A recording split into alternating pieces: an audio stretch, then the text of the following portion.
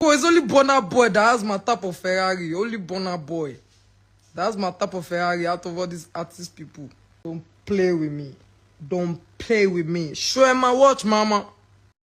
You buy car, you dey press. Should you third you late? You get car, family dey suffer. Onjaye foreign in local. Away, should you third you late? My worry, I'm a Abeg my pipo, na wetin Zinoleesky do Portable. Person buy car, allow am to flex his own car now. Popular Nigerian controversial Afropop street singer Habib Okikiola, who is better known as Portable, has lambasted his colleague in the music industry, Zinoleesky, for buying a new car, Lamborghini to be precise. Portable dragged the young singer,